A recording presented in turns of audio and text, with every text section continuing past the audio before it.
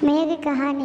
मैंने अपने पति से तलाक ले लिया, लेकिन क्या मैं सही थी? मैं उन लोगों में से थी जिसके बारे में लोग अक्सर सुना करते थे। ऐसी लड़की जिसने अपने माता पिता की बात नहीं मानी और अपनी पसंद के लड़के से शादी कर ली, लेकिन रिश्ता नहीं चला पाई और तलाक ले लिया। ये बुरा सपना मेरे लिए हकीकत था।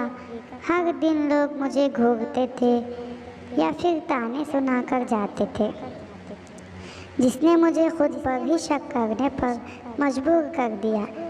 मैं इन सब चीज़ों के दबाव में आने लगी और लगता था कि बस ज़मीन में समा जाऊँ ताकि मुझे ये सहना ना पड़े।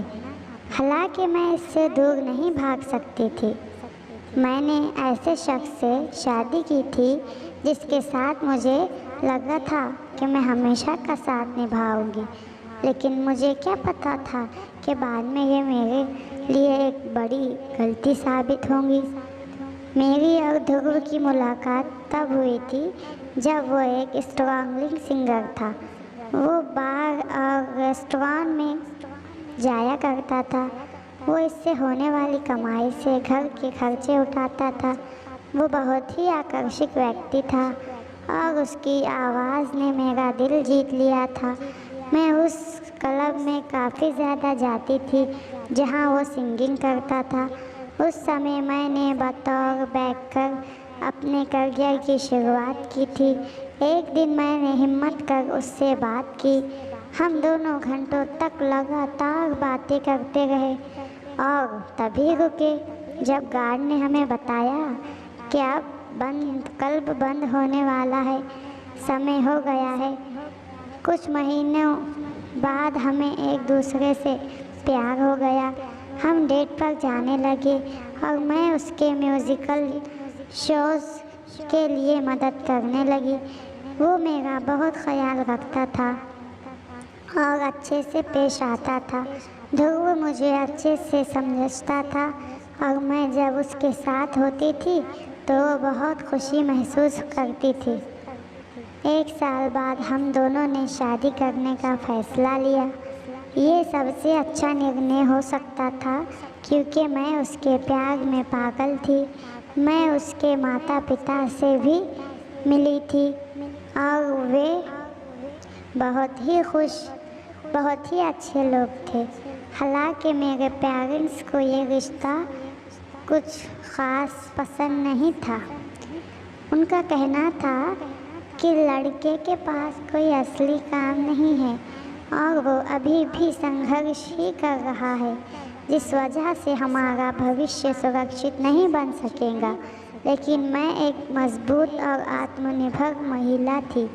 मैंने इन सब बातों पर ध्यान न देकर फैसला किया कि मैं ध्रुव से ही शादी करूंगी।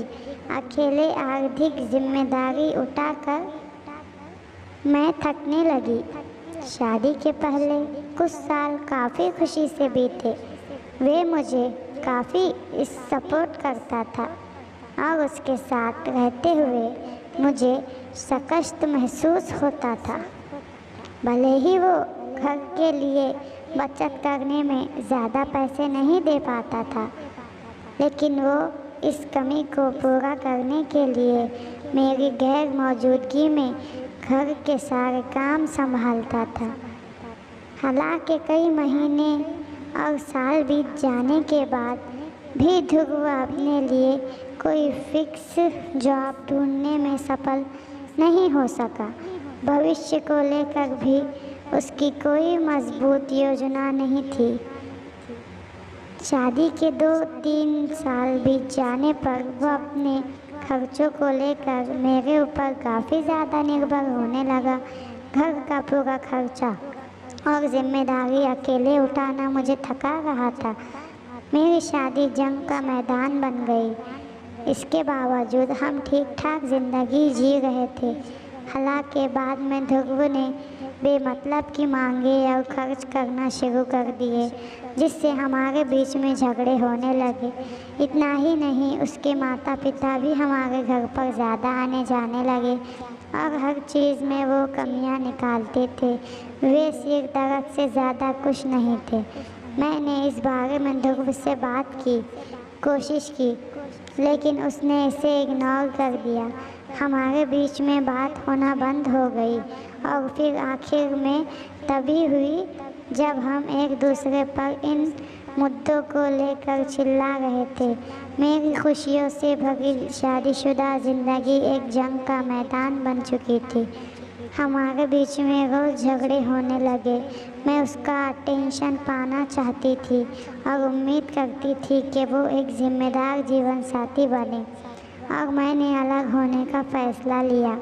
मेरी सभी कोशिशें बेकार रही और हमारे बीच में पूरी तरह से बात होना बंद हो गई। ये काफ़ी परेशान कर देने वाला था। मैं किसी ऐसे शख्स के साथ नहीं रह सकती थी जो इतनी मुश्किलों की जड़ बन रहा था।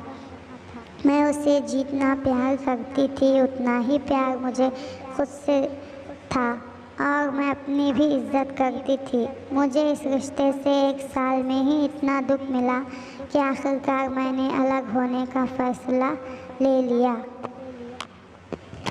मुझे तब और पीड़ा महसूस हुई जब मैंने देखा कि ध्रुव तलाक से हमारे रिश्ते को बचाने की इच्छा तक नहीं दिखा रहा था। वो इसके लिए राज़ी हो गया। इस पूरी स्थिति के दौरान भी हमारे बीच कोई बात नहीं हुई। मैंने फिर भी कोशिश की, लेकिन उसकी ओर से कभी मुझे जवाब नहीं मिला। महीने बाद तलाक की कानूनी कार्रवाई पूरी हुई और हम अपने अपने रास्ते निकल पड़े।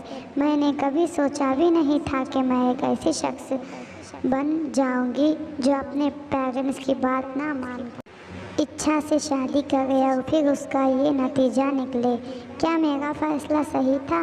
साल 2016 में हमारा तलाक हुआ था।